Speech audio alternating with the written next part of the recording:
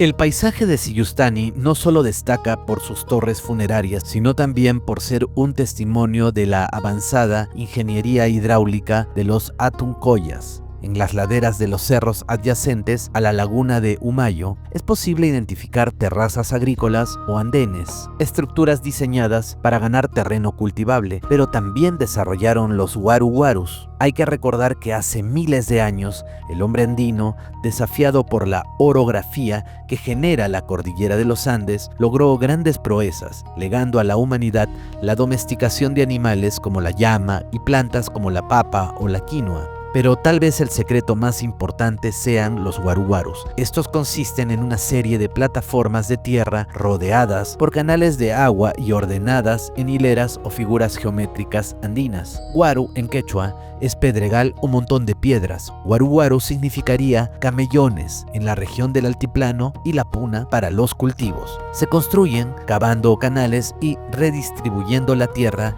en plataformas sobreelevadas con respecto a la superficie original del suelo. En una hectárea de waru-warus solo hay 6.000 metros cuadrados de plataformas útiles para siembra, mientras que en una hectárea de área de suelo normal hay 10.000 metros cuadrados, es decir, 40% más. Sin embargo, en el aparente pequeño espacio del waru-waru, la capacidad de producción es 10 veces mayor que en la agricultura tradicional. Según las experiencias con campesinos, la producción promedio de la papa es de 5 toneladas por hectárea, mientras que la producción promedio de waru-waru es de 50 toneladas de papas por hectárea. Además, este ecosistema agrícola se vincula estrechamente con la ganadería. Las llamas y alpacas no solo encontraban pastos frescos en los bordes de los canales, sino que su estiércol servía como abono natural necesario para mantener la fertilidad de las plataformas, creando un ciclo de producción autosustentable y altamente eficiente. Además servían como piscigranjas de peces del altiplano que a la vez servían como alimento a las aves que también fertilizaban estas tierras. Según nuestras investigaciones, los waru-waru o sucacoyos tienen más de 5.000 años y son un legado del mismísimo Wiracocha. Sobre los tipos de waru-warus existen dos, hasta tres, los trazos circulares y los de líneas paralelas. Algunos son muy antiguos y hoy permanecen ocultos bajo las aguas del lago Titicaca. Otros, en cambio, son más recientes o han sido rehabilitados desde la década de 1980. Sin embargo, hay un detalle de enorme importancia. Presentamos el tercer tipo de waru-waru. En las cercanías de Siyustani se han identificado algunos que adoptan las formas de animales. Estas figuras, que recuerdan a los geoglifos de Nazca, abren una nueva y sugerente línea de investigación, pues indican que los sucacoyos no se utilizaban únicamente para el cultivo mediante diseños prácticos o funcionales. La presencia de estas figuras zoomorfas sugiere que también pudieron cumplir una función simbólica o ritual. Se trataría de íconos religiosos, estuvieron vinculados a ceremonias relacionadas con el agua o incluso tuvieron un uso astronómico. Estos grandes waru-waru parecen revelar que el paisaje agrícola andino fue al mismo tiempo un espacio sagrado y codificado.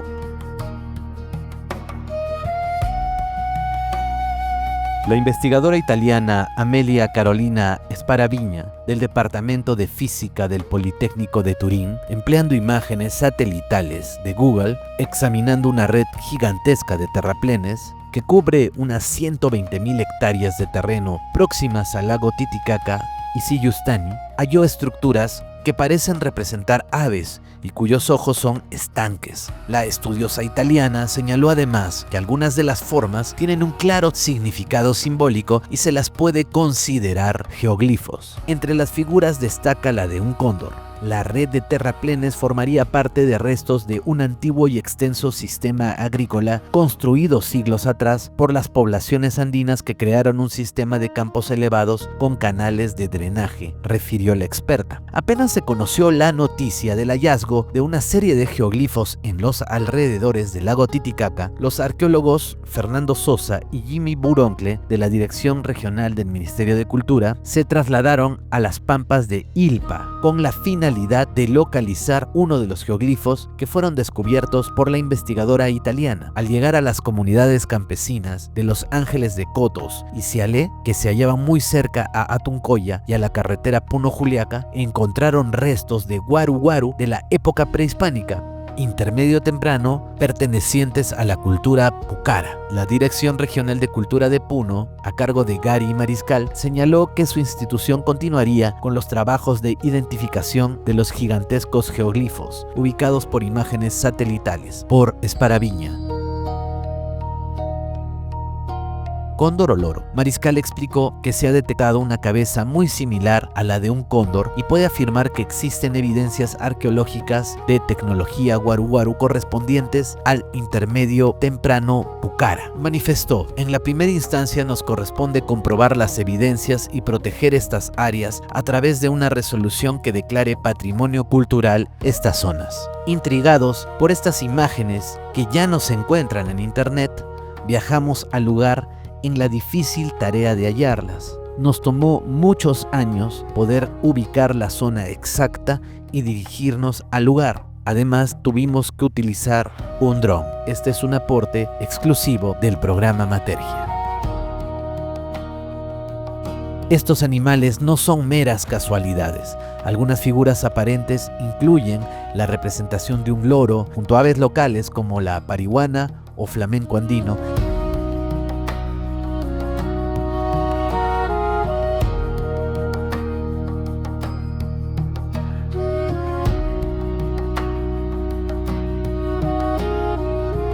formas que recuerdan a un armadillo, animal propio de zonas más bajas de Sudamérica.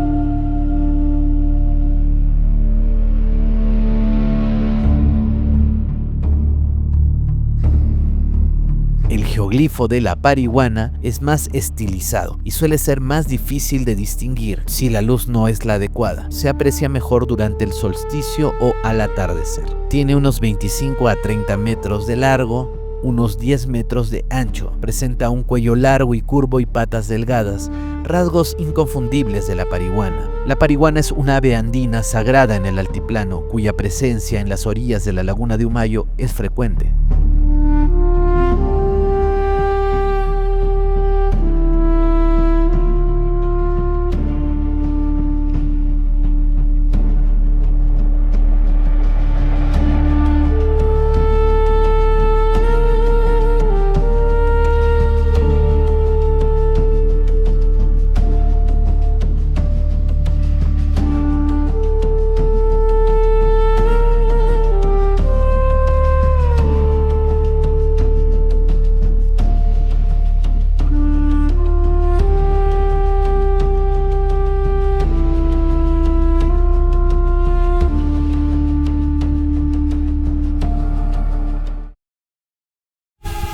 Muy bien, estamos en Moro. Justamente ahí está la parihuana, aunque también podría tratarse de otro geoglifo que está para allá. Bueno, ya nos vamos ahora. Todo esto es en la zona de Sillustani, donde se probaría que hay geoglifos con formas con animales y podrían ser el origen también de las líneas de Nazca. Vamos a ir ahora a Sillustani a buscar el geoglifo más importante del Titicaca.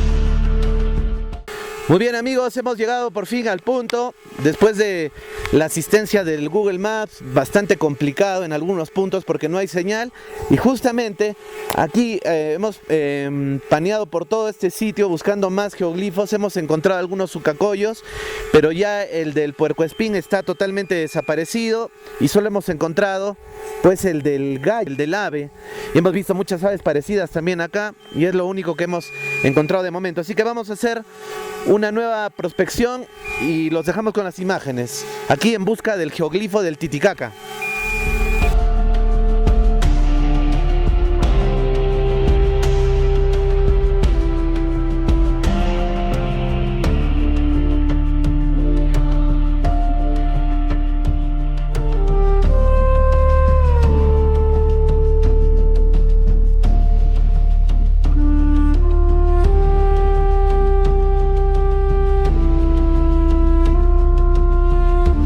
El geoglifo del ave cóndor o loro es una de las más visibles por ser de enorme dimensión. Posee un largo entre 35 a 40 metros, un ancho de unos 15 a 20 metros en su sección más amplia. Fue realizado mediante la técnica de limpieza o sustractiva, removiendo la pátina oscura de las piedras superficiales para dejar ver el suelo más claro debajo. Aunque localmente se le llama el oro, los arqueólogos suelen identificarlo como un cóndor joven, debido a la posición de las alas y a la forma del pico, elementos vinculados a la simbología de poder de los reinos locales.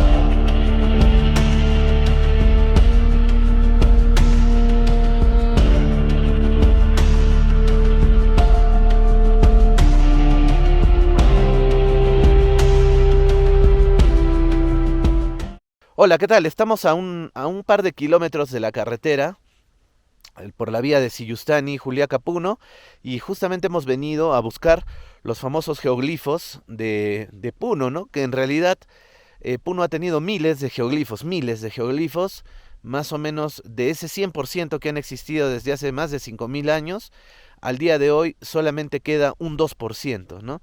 Y podemos así decir que en Ácora deben haber unos 4 o 5. Por otra parte, cerca a Lampa debe haber unos 4 y por Sillustani hay como 3 o 4 también, ¿no? Pero ya muchos de ellos están casi destruidos o ya no se les comprende en su dimensión. Entonces lo que conviene es rehabilitarlos e incentivar a las personas que viven aquí para que puedan refaccionarlos y de esa manera de repente poner una atalaya y incentivar el turismo, ¿no? Justamente estamos por aquí, por esta zona. Claro, no se ve porque son geoglifos tan grandes que tienen que ser vistos desde lo alto, ¿no? Vamos a lanzar el dron y bueno, esto simplemente es como para que ustedes vean que estamos in situ también y más o menos se den cuenta de dónde pueden encontrarlo. Y bueno, y aquí llegamos después de muchos años y muy difícil ha sido dar con este sitio. Realmente no está ubicado por GPS, así que hay que buscarlo, como quien dice, manualmente.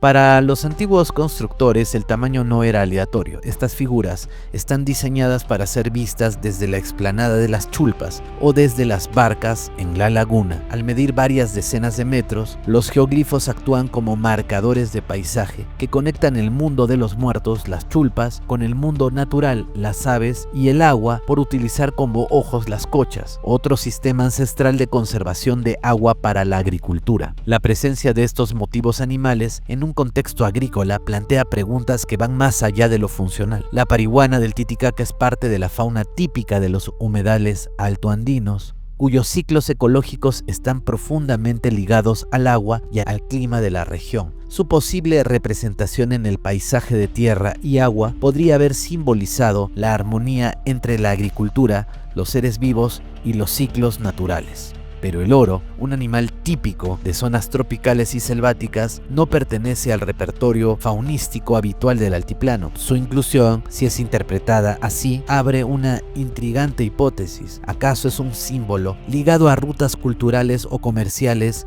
en remotas épocas antiguas? ¿Representa conexiones entre la sierra y la selva de Puno? ¿O podría sugerir memorias culturales que trascenderían los límites ecológicos contemporáneos? Por otro lado, la figura del armadillo, aunque propia de regiones más templadas y de transición, podría vincularse con ideas de protección, refugio o ciclos de la tierra, considerando que estos animales excavan bajo la superficie y tienen una presencia simbólica fuerte en diversas culturas indígenas sudamericanas. El hallazgo de estas formas plantea una lectura donde la agricultura dejó de ser meramente productiva para convertirse en un lenguaje inscrito en el paisaje, vistos desde arriba, a veces solo con imágenes satelitales o drones. Estos patrones se vuelven geoglifos, estructuras humanas que integran función, simbología y paisaje. Esta perspectiva fue señalada en estudios sobre geoglifos del altiplano que comparan estos complejos patrones con diseños deliberados de paisajes antropizados. En términos técnicos, los restos visibles se encuentran a distancias accesibles desde sitios como Sillustani o Ácora, ambos en el departamento de Puno, y muchos de ellos, aunque fragmentados o rehabilitados, muestran que el conocimiento agrícola andino no fue estático, sino dinámico y adaptativo. La recuperación de estos sistemas en la década del 80 por comunidades locales confirma además que no se trata solo de hitos geográficos delimitantes, sino es un patrimonio agrícola vivo. Lamentablemente, la adopción de técnicas agrícolas extranjeras no acordes a la ancestralidad andina o el escaso conocimiento de la existencia de los guaruguarus y la falta de interés del Estado a través de sus actores culturales ha propiciado la depredación constante de estas figuras. Cada año se visualizan con más dificultad y se estima que al menos el 80% de los guaruguarus ancestrales ya han desaparecido, constituyendo una pérdida irreparable para la memoria de nuestra cultura peruana. Según nuestra hipótesis, fue el mismísimo Huiracocha quien enseñó estas técnicas agrícolas ancestrales andinas. Los guaruguarus y las cochas, ambos elementos, integran los dibujos más sagrados de los geoglifos andinos, predecesores a las líneas y geoglifos de Nazca.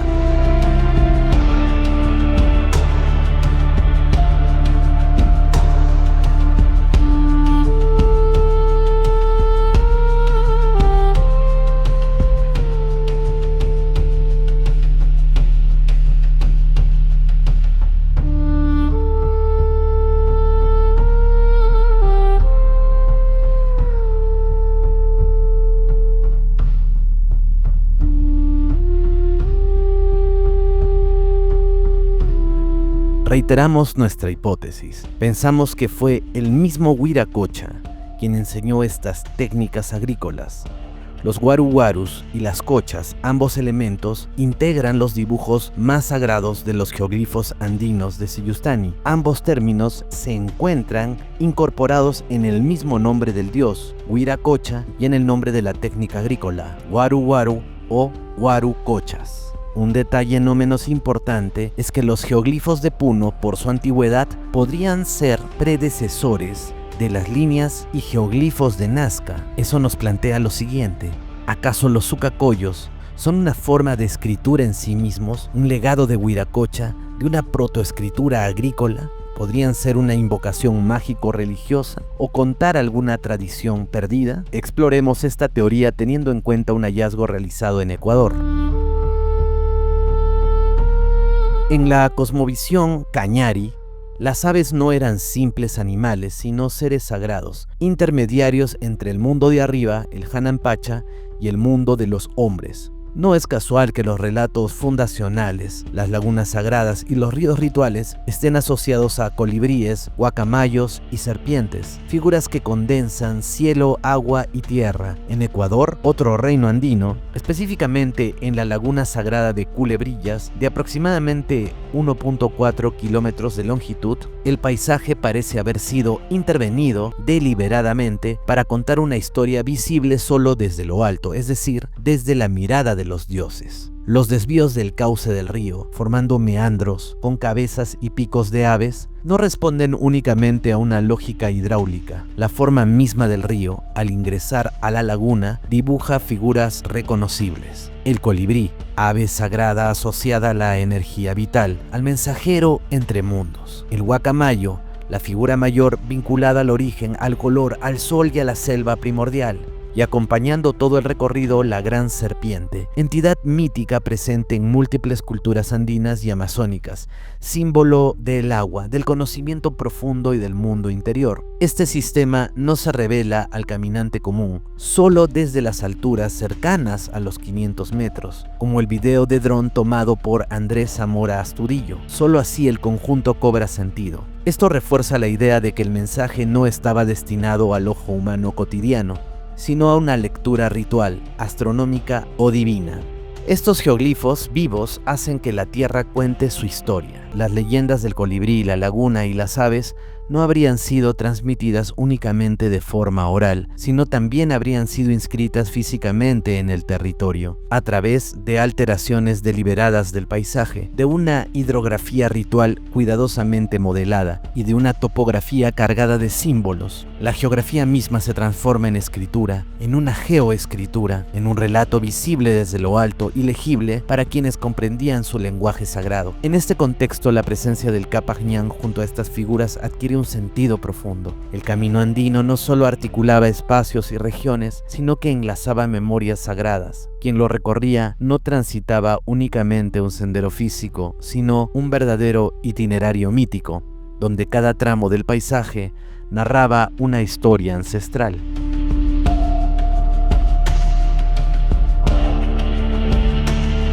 Ya, muy bien amigos, entonces estamos ya concluyendo este reportaje de los geoglifos aquí en Sillustani, entre Juliaca y Puno. Según lo que me cuentan algunas personas con las que hemos conversado del Ministerio de Cultura, es que han existido, yo digo, bueno, me dicen miles de geoglifos, figuras, y lamentablemente muchas se han perdido porque no se pueden observar desde el nivel del suelo. Es imposible verlas desde el suelo, desde este nivel. Hay que, de todas maneras, el dron es lo único que nos permite realmente entender, ¿no? Y también gracias al Google Earth, que te permite ver desde arriba.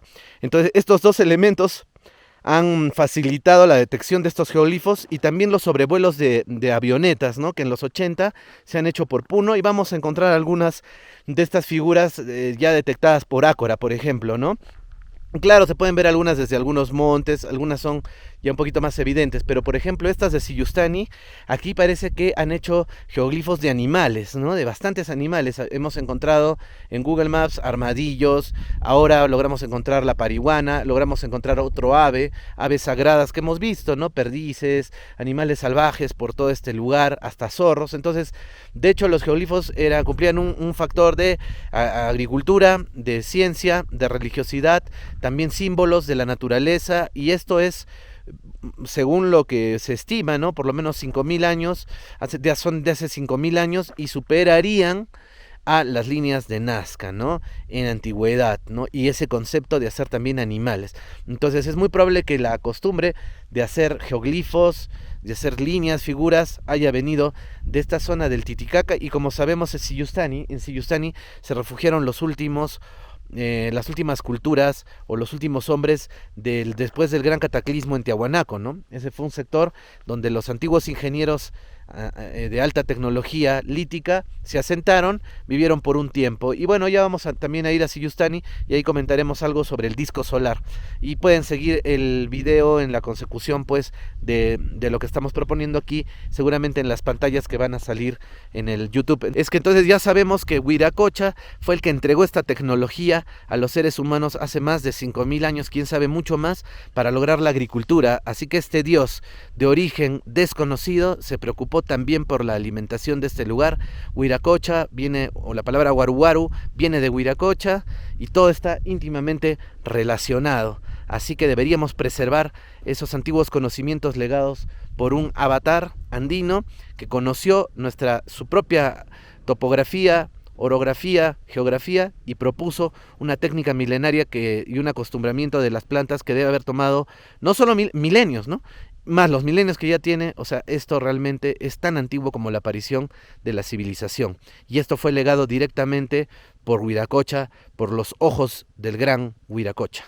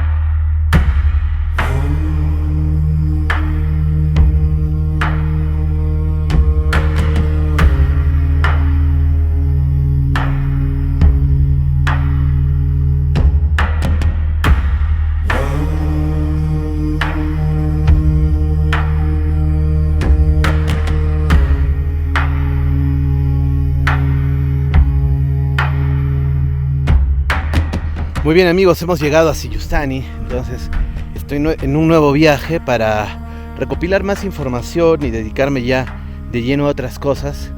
Justo acabo de llegar de la zona de geoglifos y bueno, era mi interés en este reportaje que están viendo ya del compendio de todos los viajes a Siyustani.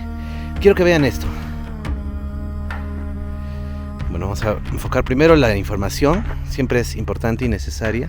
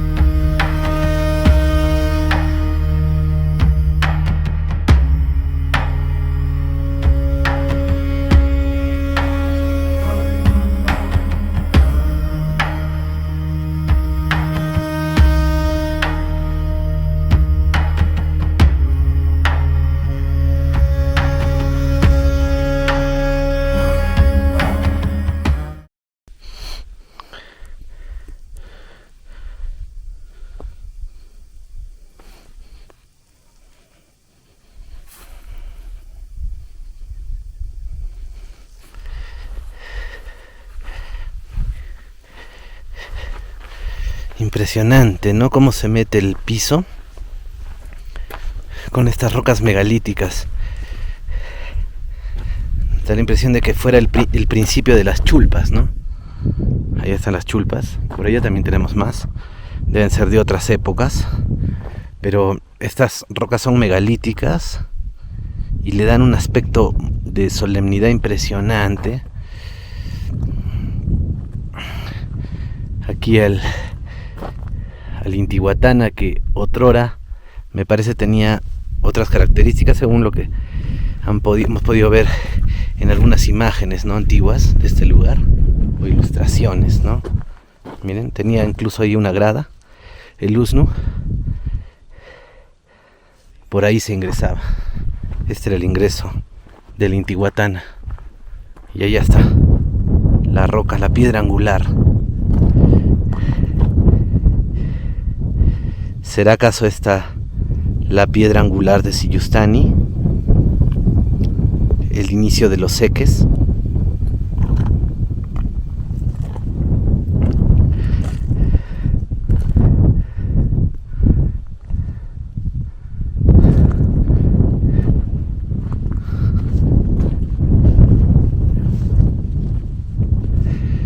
Impresionante, realmente muy hermoso, ¿eh? De donde lo mires es realmente impresionante.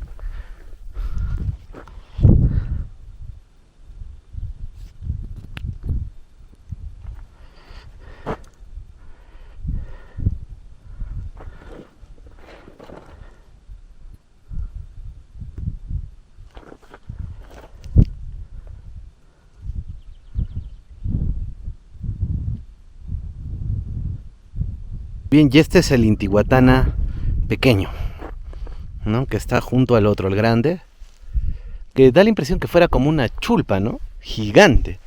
O fue una chulpa gigante, o definitivamente fue una estructura que rendía culto, una máquina del tiempo, una máquina que ataba al sol, uno de los famosos Intihuatanas, ¿no? Y entonces las piedras pues han sido, me imagino ya con el paso de los años, no sé si son la cantidad exacta de piedras. Al centro está la huanca principal, que está, bueno, ahí no podemos acercarnos más. No sabemos si es la que tal cual lo encontraron o lo acomodaron luego. Lo que sí se ve claramente es esa actitud que tiene esto de ser una gradería, 1, 2, 3 gradas. Ahí van a ese patio principal. Y aquí tenemos uno pequeño, justo, otro Intihuatana, más pequeño, hasta inconcluso, bueno, pero tiene, por ejemplo, esto es cemento moderno, pero por ejemplo, a ver, miren, a ver, vamos a ver, empiezan ahí las piedritas, empiezan ahí, continúan, y acá es donde vemos que hay dos, como que tuviera dos, iba a ser de 2 círculos, ¿no? Uno y ahí otro, ¿no? Acá se prolongaba y ahí termina. Ahí se ve mejor. Miren eso. Ahora vamos para este lado. Vamos a seguir el círculo, la circunferencia. Acá todavía continúa esa idea. La idea continúa de que hay otro muro. Ahí continúa la idea, va por aquí y aquí termina, ¿no? Y es hasta ahí nomás. Y es impresionante porque justamente, realmente toparse con un Intihuatana, casi a la entrada de Siyustani, donde se deja ver la chulpa principal, y luego, bueno, al dar la vuelta, al ingresar por donde el camino correcto, ¿no?, siempre seguir la señalización que está por algo, nos vamos a topar ya con pues estas gradas. Aquí están las gradas, y subiendo las gradas la gran chulpa, una vista preciosa realmente.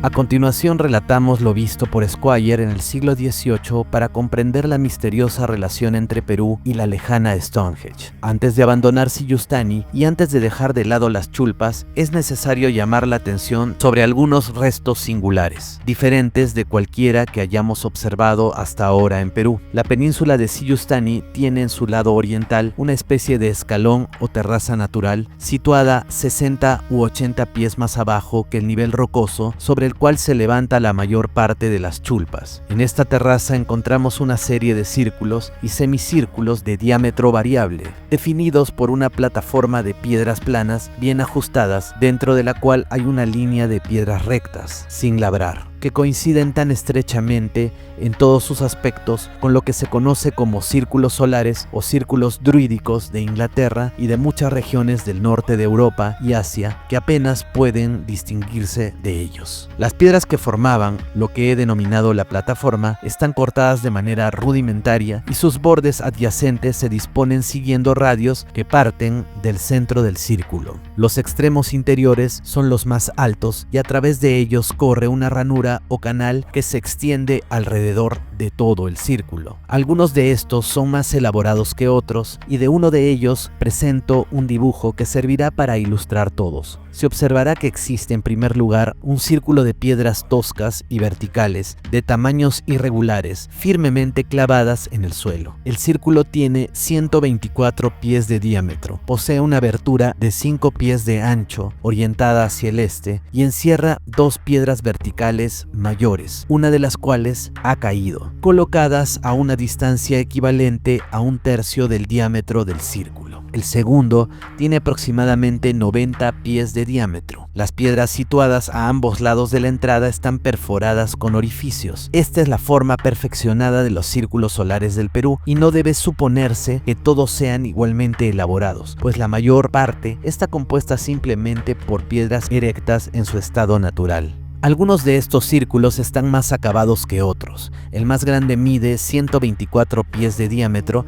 y tiene una abertura por donde se penetra hacia el este. En el centro del círculo hay dos grandes piedras erectas hacia un tercio del diámetro del centro. El segundo círculo tiene 80 pies de diámetro. Las piedras de ambos lados tienen huecos en las aberturas y es la forma perfecta de los círculos del sol peruano, llamados en otros lugares intihuatanas. Otro investigador, Pedro Chalons, en su obra Los edificios del antiguo Perú, se ocupa de los círculos de Siyustani, dando detalles. Es una circunferencia perfecta de 38 metros de diámetro, absolutamente semejante, dice, al famoso círculo druídico o astronómico de Avebury en el condado de Wiltshire, Inglaterra. Alrededor lleva un canal de hasta 8 centímetros de profundidad.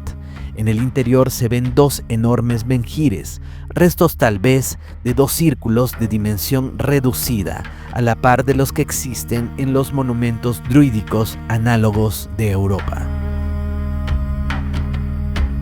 Arriaga dice: los datos históricos y etnográficos permiten definir el porche semicircular, antes completo, como un atrio de culto a los espíritus paternos de la comunidad. La presencia de las dos huacas en el interior, mencionadas por Squire en el siglo pasado, llevan a inferir que se trate de una importante huaca relacionada con los enterramientos de los señores de las chulpas, debido a la creencia de que los muertos o los cuerpos enteros de sus progenitores gentiles eran hijos de las huacas. Con relación al Intihuatana, los nativos de Humayo cuentan que en el tiempo de los gentiles, una era antigua y mítica, el sol desapareció repentinamente. Ante esta pérdida irreparable, los pobladores empezaron a construir el Intihuatana para atraerlo de vuelta. Según la tradición, mientras el sol permanecía ausente, los habitantes se escondieron en las chincanas y en las chulpas para protegerse de la obscuridad y el frío. Cuando finalmente el Inti, el sol, volvió a aparecer, los hombres que estaban atentos lo amarraron simbólicamente a este monumento para asegurar su presencia eterna. Desde aquella fecha, el sol nunca más volvió a desaparecer. Esta versión mítica justificaría la forma circular de la estructura, representando el ciclo solar y el punto de sujeción del astro rey.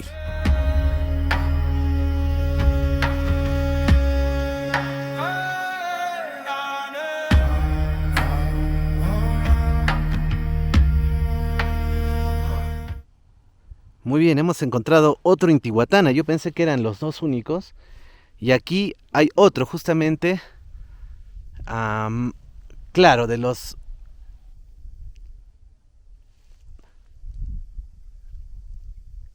Ah, ya, está frente al otro Intihuatana. Ahí tenemos el otro.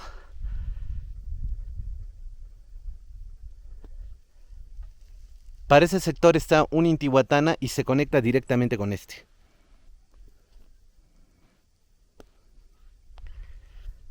Impresionante, ¿ah?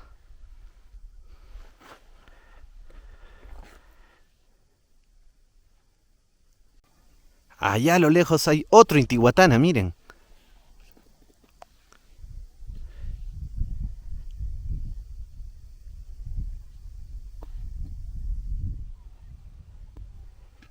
Ahí está el lago. Sigo el lago. Llego a esta parte y bajo un poco.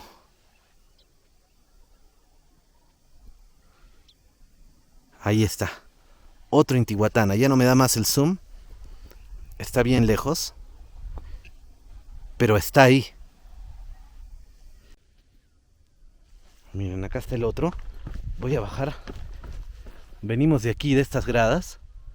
Y aquí encontramos otro Intihuatana. Acá casi nadie viene, ¿eh? Es bastante silencioso. Ahí al pie de este roquedal empieza a nacer esta estructura. Aquí hay otro Intihuatana, miren. Hay piedras sueltas, hay uno en el medio.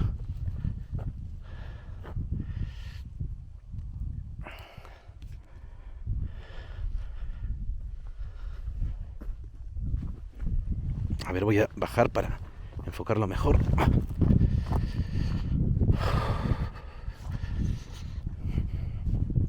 A ver, ahí.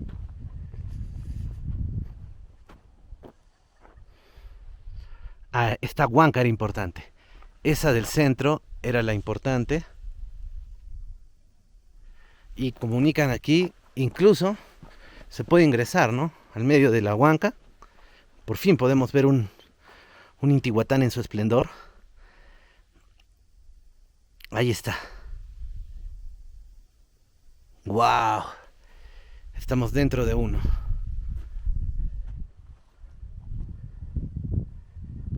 Estamos dentro de un Intihuatana, cargándonos de ese poder, de esa información ancestral que yace aquí, dejada telepáticamente, ¿no? Por los antiguos Willac Humas. Y por aquí es la salida. Por aquí mismo. Increíble.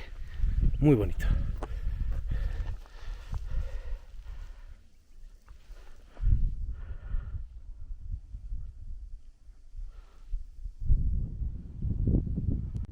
Muy bien, y aquí estamos en el otro Intihuatana, al que sí se puede ingresar también. Bueno, sí está totalmente destruido.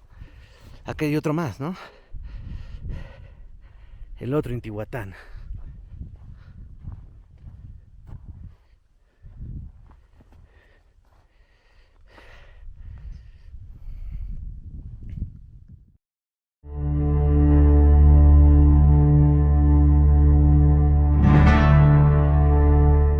Un cromlech es un monumento megalítico prehistórico formado por grandes piedras, menhires, dispuestas en círculo o elipse para rodear un espacio, funcionando a menudo como observatorios astronómicos o lugares ceremoniales y funerarios, siendo el más famoso el de Stonehenge. La palabra viene del bretón y significa piedra plana en curva, aunque hay muchos en Europa, especialmente en Gran Bretaña y Francia. Stonehenge, en Reino Unido, es el más icónico y conocido mundialmente. Stonehenge está situado en la planicie de Salisbury, en el condado de Wiltshire, a unos 130 kilómetros al oeste de Londres. Se estima que su construcción se desarrolló a lo largo de unas 80 generaciones, durante unos 1600 años. El conjunto que hoy vemos en pie está compuesto por un círculo interior con 6 grandes bloques de piedra rematados por 3 colosales dinteles, y por un círculo exterior de 17 monolitos con dinteles. Esto es todo lo que queda de un monumento megalítico que en su día incluyó unos 162 elementos pétreos. Hoy sabemos que Stonehenge surgió a finales del Neolítico, hacia el año 3100 a.C. Durante este periodo de la historia se produjo el paso de las bandas de nómadas cazadores, recolectores, a las sociedades agrícolas sedentarias y que dependían de cultivos y animales domésticos.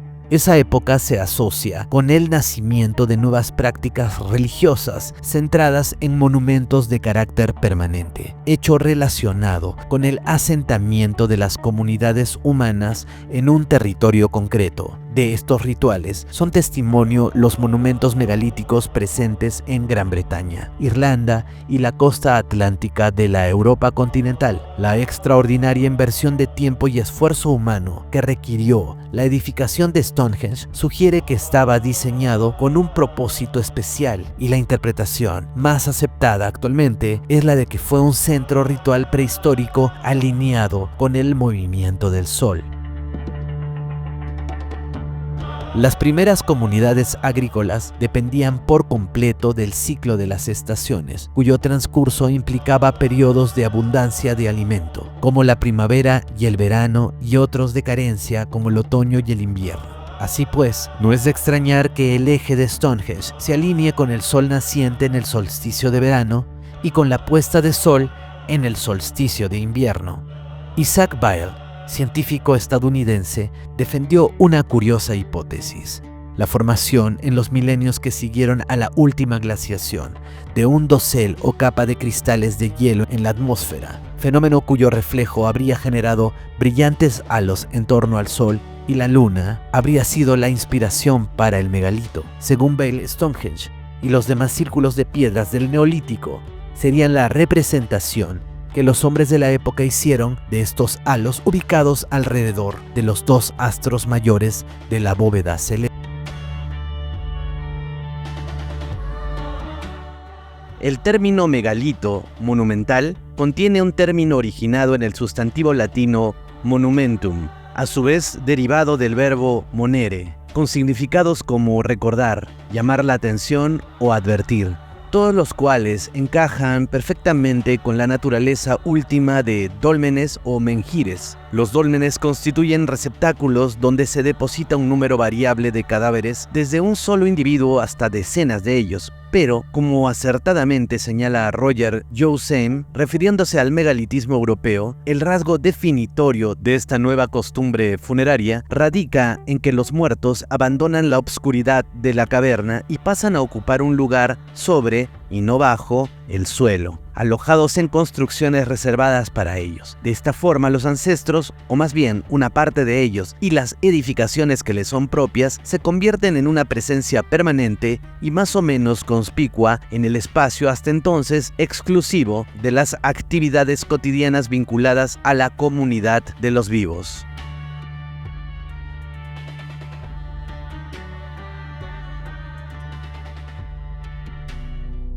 Ya en la década de 1950 se propuso la tesis de que Stonehenge fuera un monumento de unificación simbólica entre los pueblos del sureste y el oeste de la isla. Los defensores de esta teoría sostienen diversas pruebas. El hecho de que el conjunto fuera construido con piedras de diversos orígenes, algunos a cientos de kilómetros, que se encuentre en lo que era terreno neutral, entre zonas de influencia cultural distinta, y que dicho terreno neutral se encontrara salpicado por una cadena de conjuntos similares llamados hengs, que se extendía de norte a sur desde el valle del Támesis hasta la costa sur de Inglaterra. Según esta teoría, ahora respaldada por los descubrimientos hechos en Wow Mound, algunos pueblos galeses habrían migrado hacia el este, llevando consigo parte de los monumentos megalíticos, que tenían un significado especial para ellos y que sirvieron para construir conjuntamente Stonehenge. Explica la necesidad de ir a buscar los megalitos tan lejos, hecho que cobraría más sentido si hubieran sido traídos por los pueblos del oeste en su migración. ¿Estaba Stonehenge unido a otros monumentos megalíticos? Esta hipótesis supone la existencia de líneas de energía telúrica que, percibidas por los pueblos prehistóricos, les permitían conocer los lugares ideales para la realización de ceremonias o el emplazamiento de centros sagrados o templos. Alfred Watkins, arqueólogo aficionado y miembro notable de la Sociedad para la Protección de Edificaciones Antiguas en Inglaterra, llamó a estas fuerzas líneas ley o líneas de energía. En 1925 describió como las principales construcciones megalíticas de Inglaterra, entre ellas Stonehenge y muchas iglesias, fueron construidas deliberadamente sobre restos de estos centros de energía. La línea de energía vincula entre sí a muchos lugares sagrados diseminados en Inglaterra. En la mayor parte de esos sitios existieron centros celtas y luego se erigieron capillas cristianas. De allí la correspondencia directa entre Stonehenge y Glastonbury, que produce la unión con las líneas ley relacionadas con otros centros similares de los continentes de Europa y África. Stonehenge produce energía, según muchas personas que acuden a el monumento, debido a que se cree que los celtas realizaban sus ceremonias para adquirir energía vital. Aunque en general los druidas preferían los bosques o las montañas para llevar a cabo sus particulares ceremonias. En la actualidad, grupos identificados con ellos realizan en cada solsticio reuniones donde cientos de personas, tomadas de las manos, forman una cadena humana alrededor del monumento. De ese modo, aseguran que están repitiendo en la actualidad los ritos realizados en su momento por los celtas para cargarse de energía primordial. Ellos tocan arpas y trompetas al amanecer, queman inciensos, utilizan muérdago y hojas de roble y cantan diferentes rezos, con la idea de aprovechar la energía que supuestamente emana de esas piedras, también consideradas curativas. ¿Tenía Stonehenge un propósito acústico? Al interior de un edificio universitario de Reino Unido, en una habitación cubierta de espuma, se encuentra una réplica de Stonehenge. Sus enormes piedras habrían amplificado las voces y mejorado la música de las personas dentro del enorme círculo. Según sugiere Trevor Cox, profesor e investigador de acústica en la Universidad de Salford, en Manchester.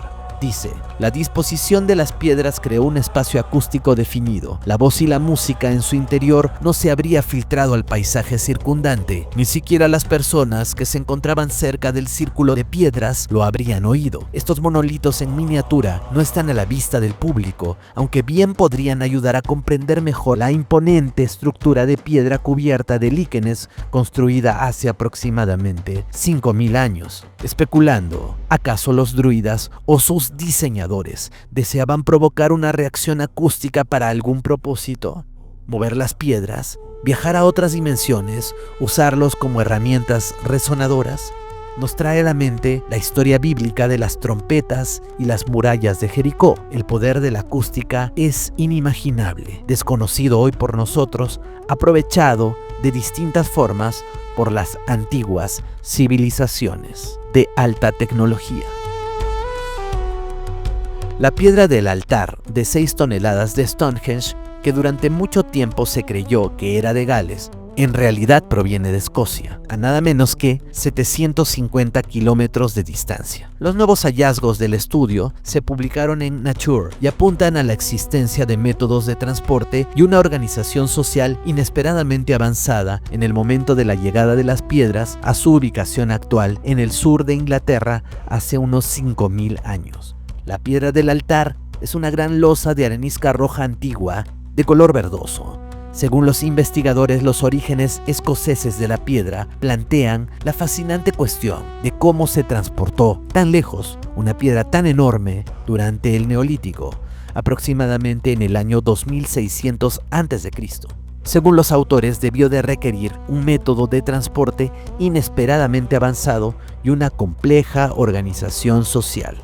Después de haber visto a grandes rasgos las características principales del monumento y de revisar algunas teorías sobre sus orígenes y propósitos, ya somos capaces de comparar algunos enigmas que guardan relación con el lejano y fantástico reino de los incas en América.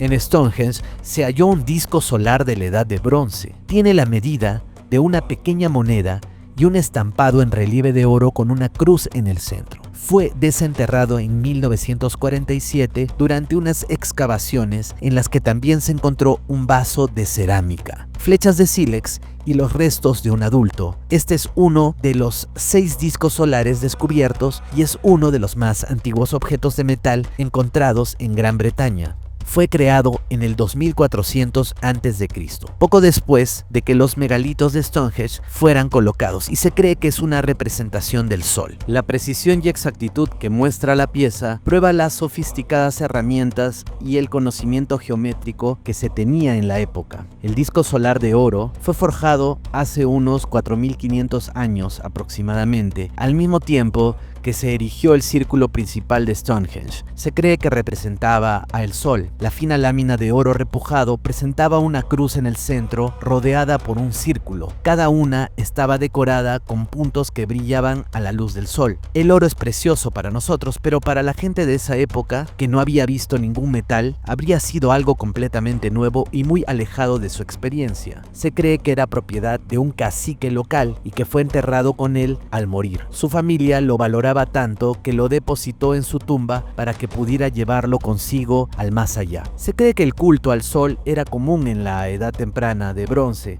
y el disco de metal dorado altamente reflectante habría tenido un significado especial en esa cultura. Stonehenge ha estado asociado durante mucho tiempo con el sol, ya que muchas de las piedras parecen estar alineadas con las fases del astro. Miles de personas siguen acudiendo cada año al antiguo monumento para contemplar la salida del sol en el solsticio de verano, como ya vimos. Podemos trazar otro paralelismo con la cultura inca. El disco solar es el símbolo de los hombres del Ande. Ya hemos realizado numerosos programas sobre su importancia. No era un simple adorno. Según diferentes estudios y corrientes filosóficas y esotéricas, representaba un objeto de poder, poseído por los más grandes reyes incas. Se cree que el más importante de estos discos estaba ubicado en el Coricancha, colgado y orientado a los movimientos astronómicos más importantes, como son los solsticios y equinoccios. Además, contenía información codificada en su vibración. Se le atribuían poderes sobrenaturales, la capacidad de abrir dimensiones, influir en la energía vital e incluso realizar procesos de restitución genética. Otro disco solar importante es el disco de Echenique,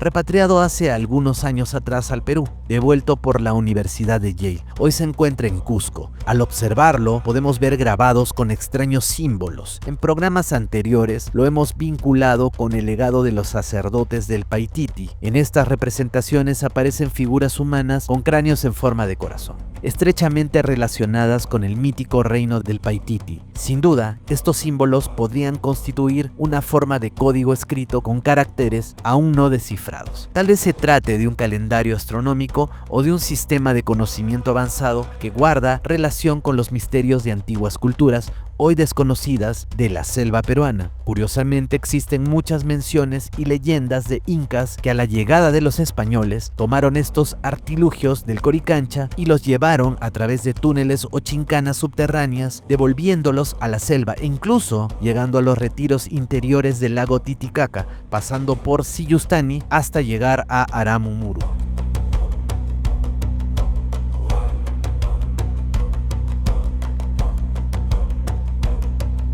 Sobre los sacerdotes, cráneos alargados y cráneos de corazón también se encuentran en otras partes del mundo, lo que sugiere la existencia de una antigua raza humana, quizá proveniente de otras eras o civilizaciones desaparecidas. Una cultura global con un núcleo muy fuerte en América que habría legado su conocimiento a la humanidad después del diluvio universal. Cráneos alargados de corazón en Gran Bretaña. Se han hallado evidencias de la cultura de los cráneos alargados o de los cráneos con forma de corazón. Ya vimos este tema en un reportaje anterior. Esta vez vamos a mencionar que esta antigua raza se ubicaba en distintas partes del planeta. Por ejemplo, ahora lo vemos en Europa, en Gran Bretaña. En los petroglifos de Agnavek se aprecia esta espiral en transformación a un cráneo corazón. Clara alusión a los guardianes del Paititi que vimos anteriormente. Es una conexión con la ancestralidad de una era perdida. También en Tiahuanaco se hallaron cráneos alargados y se afirma fueron ellos los más antiguos habitantes de América. Incluso vemos a estos seres en un arte mobiliar de la cultura aguada en el Valle de Ampato en Catamarca, al noreste argentino.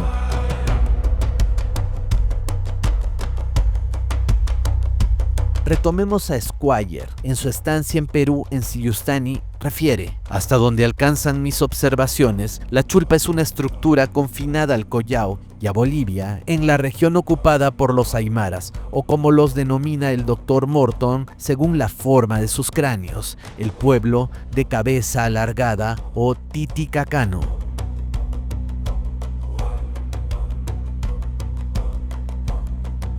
Incluso Hiram Bingham encontró cráneos alargados en las tumbas de Machu Picchu. Podemos concluir entonces que los cráneos alargados de nacimiento o deformados están presentes en los grandes orígenes de las culturas más antiguas del planeta.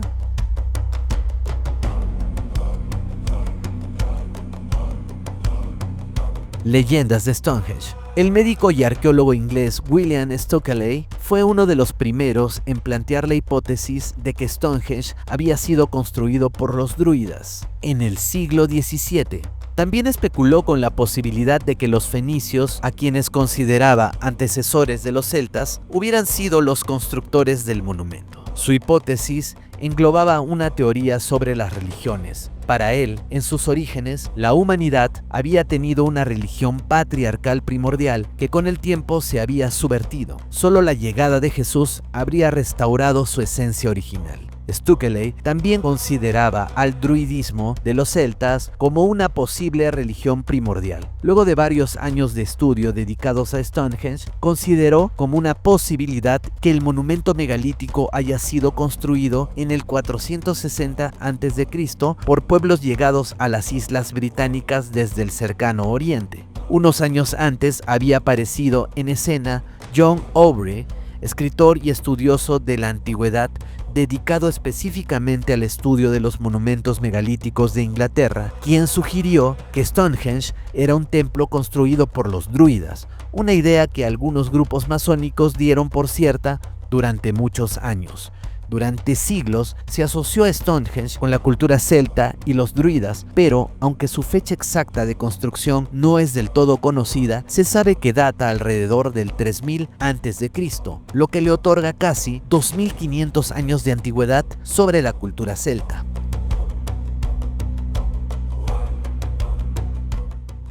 Y cómo no relacionarlo con el druida mago más famoso, Merlín, y con la leyenda del rey Arturo. Los primeros redactores de la historia inglesa, como Geoffrey de Monmouth, en el año 1000, aluden a Stonehenge como un espacio sagrado. Y es Monmouth quien se interna en la leyenda cuando asegura que Merlín se valió de su magia para trasladar las piedras desde Irlanda a Gran Bretaña y construir, a instancias del rey Aurelio Ambrosio, un monumento funerario para los grandes príncipes británicos. El mago Merlín le aconsejó trasladar desde Killaraos, Irlanda, el monumento de piedras conocido como el Círculo de los Gigantes, hasta su emplazamiento actual. La idea era honrar para la eternidad la memoria de 460 nobles asesinados por los sajones y enterrados en el lugar. El rey Ambrosio mandó a Pendragon, padre de Arturo, a Irlanda con 15.000 caballeros a su cargo. El objetivo era conseguir allí unas rocas mágicas que habrían acarreado en el pasado unos gigantes desde el continente africano. Se documenta con precisión la matanza de 7.000 irlandeses que comandó el padre de Arturo para poder llevarse a Inglaterra las valiosas rocas africanas. Pero allí no terminan las complicaciones. Cuando quisieron mover las rocas utilizando cuerdas, fracasaron estruendosamente.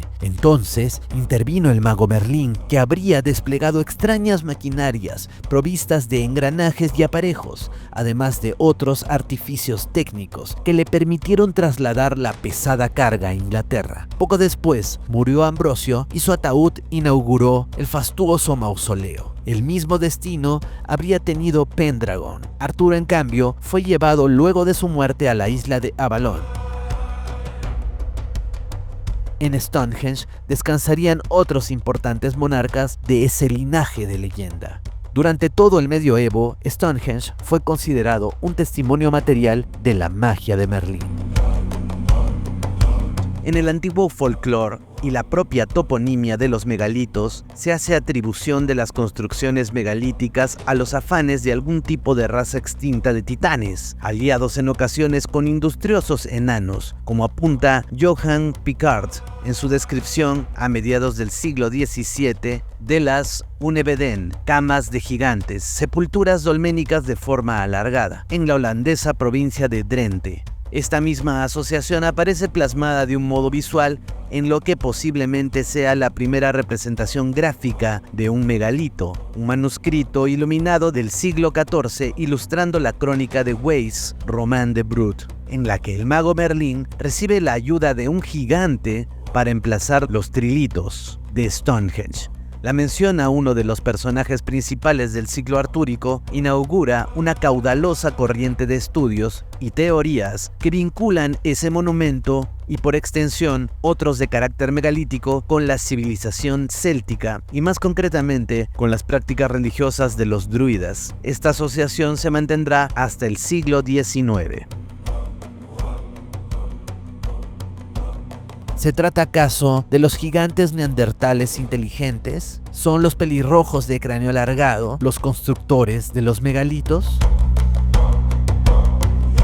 ¿Hay una piedra del Cusco en Stonehenge? Se ha planteado la posibilidad de que algunos megalitos no hayan sido realizados por el Homo sapiens tal como hoy lo concebimos, sino que sean mucho más antiguos y representen la cúspide de un conocimiento perdido desarrollado por humanos arcaicos altamente inteligentes, como los cromañones o incluso ciertos neandertales avanzados. Según investigadores alternativos como Jacques de Mailleux, estos hombres no solo poseían una notable capacidad técnica, sino también una compleja vida ritual. En algunas representaciones se les observa participando en ceremonias o combates, caracterizados por largas cabelleras rubias o pelirrojas. Además, de talla impresionante, gigante. Este tema ha sido abordado en nuestro documental La evolución prohibida de América, donde exploramos la hipótesis del viaje de ida y vuelta de antiguos gigantes o humanidades arcaicas entre América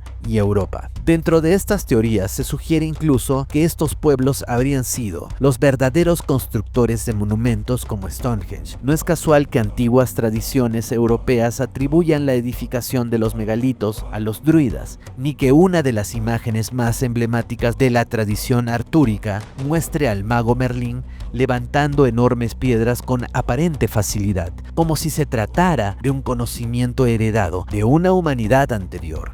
Esta imagen resulta curiosamente similar a los relatos andinos más antiguos recogidos por los sabios abuelos incas, quienes afirmaban que las grandes chulpas de Siyustani fueron construidas por los gigantes Apus Chulus o Tainas, seres de fuerza y saber extraordinarios. La pregunta surge de manera inevitable. ¿Podrían estos gigantes míticos corresponder a una humanidad arcaica desaparecida? Quizás unos neandertales andinos, huarpas rubios o razas antiguas originarias de América, portadoras de un conocimiento megalítico que habría cruzado océanos. Fueron estos antiguos hombres los que llevaron la tradición de la piedra ciclopia desde los Andes hasta Europa, dejando su huella tanto en Cusco como en Inglaterra.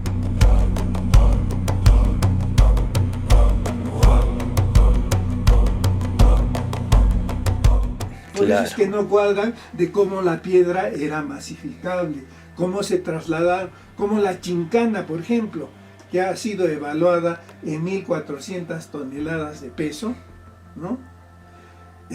Fue traída desde Muina, esto ratificando las leyendas ancestrales andinas. La piedra que llora sangre, ¿no? Que también le dicen. Sí, que decían de que, ¿cómo se llama? Las piedras gigantes de Sacsayhuamán, los ñaupas las habían traído arriándolas por los aires como atos de llama, ¿no? ¿Cómo habría sido, pues, no? Pero este discurso que se dice de que fueron traídas por los aires perfectamente pudo haber sido cierto, teniendo en cuenta, por ejemplo, de cómo las piedras gigantes de Stonehenge, que son granpachas, excepto la piedra central, en un principio se pensaba que habían sido traídas desde Gales a la llanura de Salisbury, donde está ahora. Pero la ciencia avanza y es lo que se llama la existencia del espectro geológico, que es una especie de la determinación del ADN mineral. A través del espectro geológico nosotros podemos determinar de qué cantera, de dónde ha venido la piedra. Wow. De esa manera se ha precisado de que cuando se hizo análisis de la Chincana Grande, ¿no?, se analizó según las leyendas que decían que las piedras gigantes de Sacsayhuamán habían sido traídas por los aires, por los ñaupas, arreándolas como hatos de llamas desde el Valle Sagrado y desde Muina.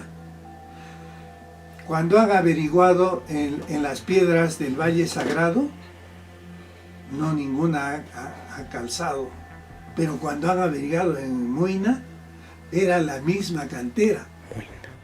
Pero desde Muina aquí hay como 48 kilómetros.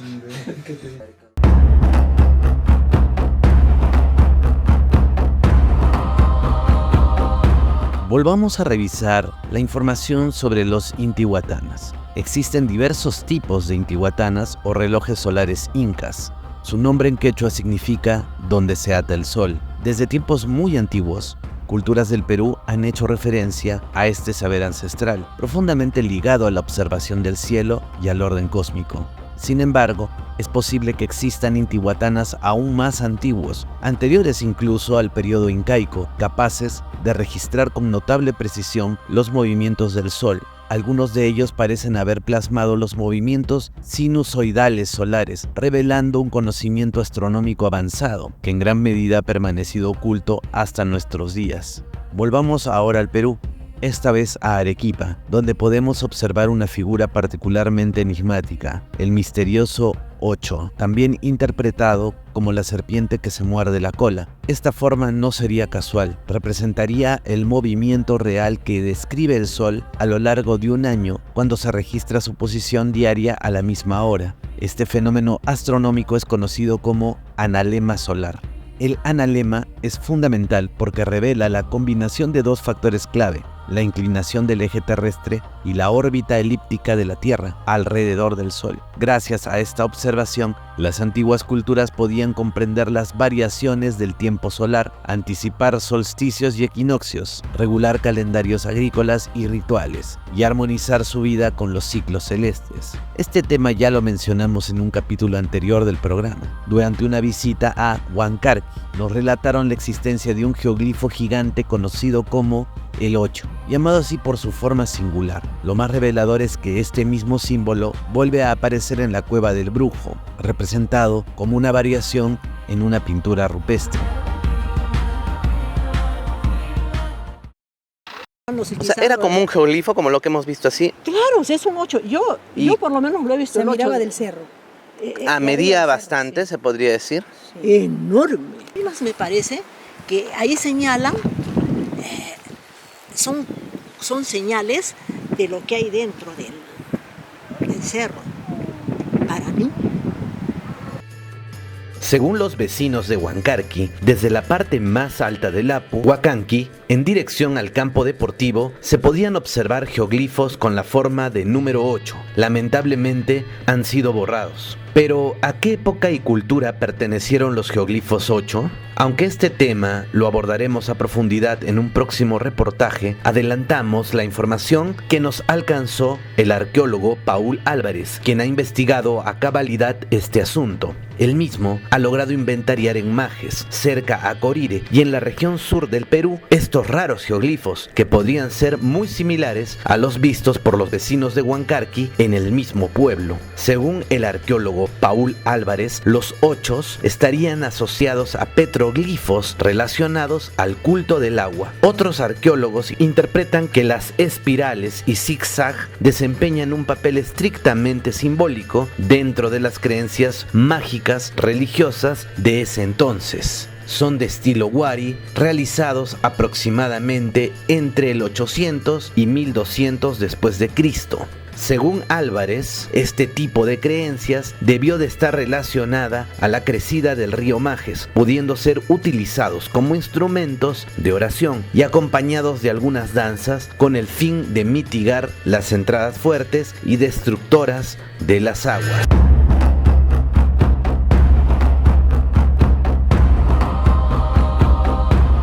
La reiteración de este signo plantea una pregunta inevitable. ¿Estamos ante un antiguo lenguaje simbólico, un sistema de escritura del paisaje o un legado milenario de conocimiento astronómico avanzado? Todo parece indicar que no se trata de simples figuras decorativas, sino de la expresión de una profunda observación del cielo, inscrita tanto en la roca como en el territorio.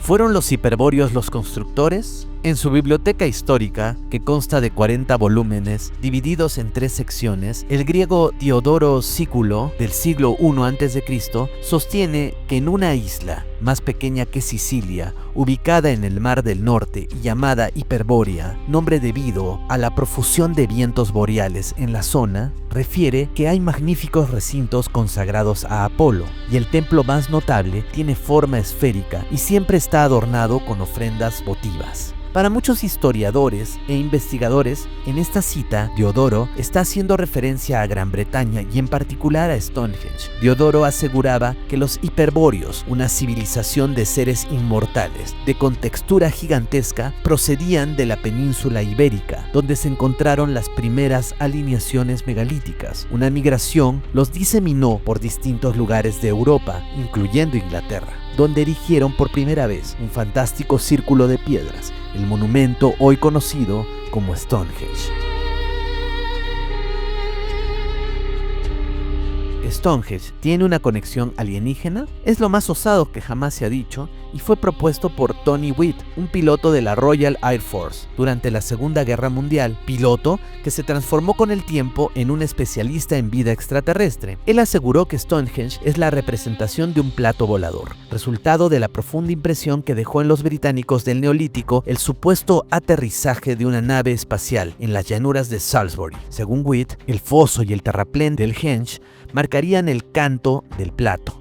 Los agujeros de Aubrey serían sus troneras, como las ventanillas de los buques antiguos que albergaban los cañones, y el círculo de arenisca silicia emularía la cabina. Hay que recordar que la cercana población de Warminster, situada al oeste de Stonehenge, se hizo famosa durante las décadas del 60 y 70 por la cantidad de testimonios sobre avistamientos de ovnis. Son los extraterrestres de hoy, supervivientes de eras y humanidades tecnológicas extintas, que vuelven para visitarnos en un mundo al cual ya no pertenecen, un mundo con otro oxígeno, con otro ADN, con otra atmósfera. Este mundo, nuestro tiempo, condenado a una involución a la cual ellos han superado, lo cual los hace incompatibles con nuestra realidad. ¿Son acaso los ovnis y extraterrestres de hoy los supervivientes de la Atlántida o de otros continentes desaparecidos? ¿Hicieron los gigantes los grandes megalitos del planeta? Esta pregunta ha llevado a los investigadores alternativos a replantear el origen de algunas de las construcciones más enigmáticas de la antigüedad.